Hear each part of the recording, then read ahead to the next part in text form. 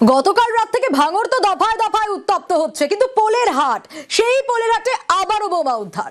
মঙ্গলপুর খুনে বটতলায় বোমা উদ্ধারে চাঞ্চল্য। ঘটনাস্থল থেকে 3টি তাজা বোমা উদ্ধার করেছে পুলিশ।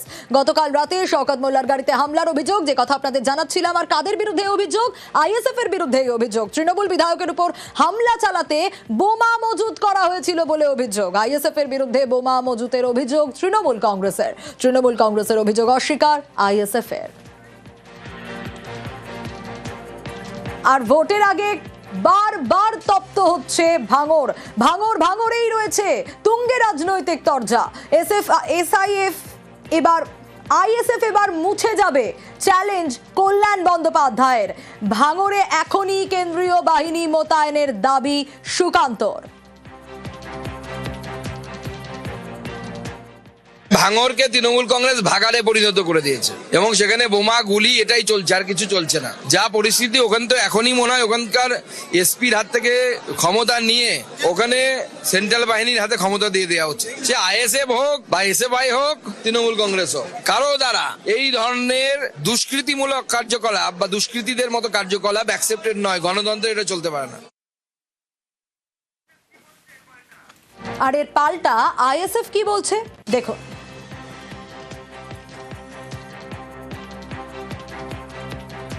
আর এই গোটা ঘটনা নিয়ে পাশাপাশি নিন্দায় তৃণমূলও।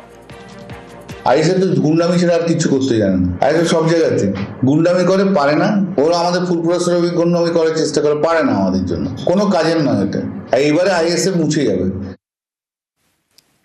ভোট ঘোষণার আগেই রাজ্যে কেন্দ্রীয় বাহিনী 2 দফায় মোট 480 কোম্পানি বাহিনী মোতায়েন করা হবে 1 মার্চ এবং 10 মার্চ। এই প্রথম ভোট ঘোষণার আগেই রাজ্যে এত সংখ্যক বাহিনী মোতায়েনের সিদ্ধান্ত।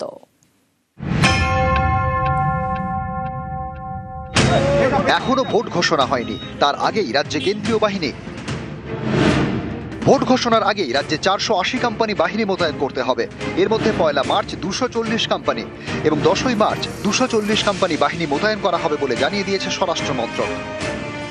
এটা ইসিআই থেকে হয়েছে, এটা আজকে খবর পেয়েছি আমি। এই কেন্দ্রীয় বাহিনী কিভাবে কাজ করবে বাট দেখা যাক। এটা তো এখানে লেখা আছে কি ডিজি সঙ্গে কথা করবে, স্টেট যে অবজার্ভার আছে ওনার সঙ্গে কথা করবে, সবাই সঙ্গে কথা করবে, অর্ডার মধ্যে লেখা আছে। রাজ্যে এসআইআর এর শুনানি শেষ হয়েছে। এই শুনানি চলাকালীন দক্ষিণ 24 পরগনার বাসন্তী এবং মুর্শিদাবাদের ফারাক্কা সহ বেশ কয়েকটি কেন্দ্রে উত্তেজনা ছড়ায়, ভাঙচুর চলে।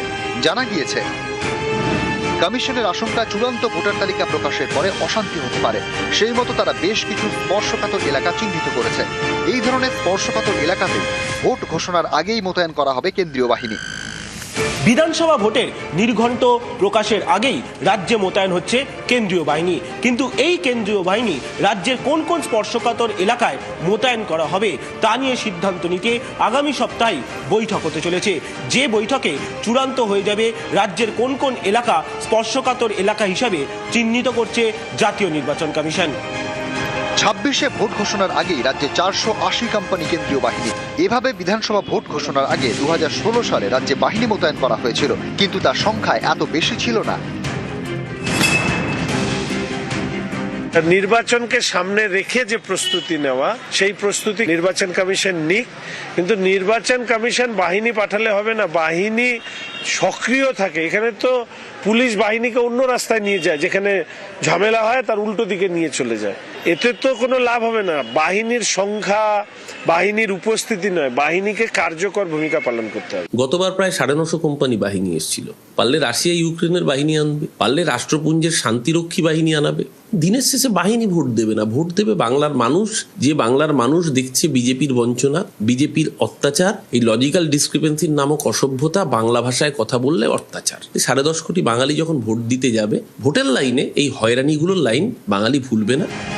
সোমনাথ বন্দ্যোপাধ্যায়, নিউজ 18 বাংলা। ভোটের আগে বাংলায় বাহিনী নিয়ে তুঙ্গে রাজনীতির তরজা। নির্বাচন কমিশনের বিষয়, কেন্দ্রীয় বাহিনী কবে ঢুকবে, কতটা ঢুকবে। আমরা শুনেছি নির্বাচন কমিশন আপাতত 480 ভোল্টের শক দিচ্ছে তৃণমূল কংগ্রেসকে বা রাজ্য সরকারকে। কিন্তু এটা মোটামুটি প্রমাণিত হয়ে গেছে কোর্টের কাছে, নির্বাচন কমিশনের কাছে, এই তৃণমূল সরকার নিরপেক্ষ সরকার নয়। ওদের ওই 1400-1500 কোম্পানি আছে ওদের সঙ্গে, আর বাংলার 10 কোটি মানুষ আছে আমাদের সঙ্গে। তাতেও কিছু করতে পারবে না। কি করবে? ভোটটা তো মানুষ দেবে। আর এখন সবাই তো বুঝে গেছে যে সুপ্রিম কোর্টই লাস্ট কথা বলে, সে কোম্পানিও বুঝবে।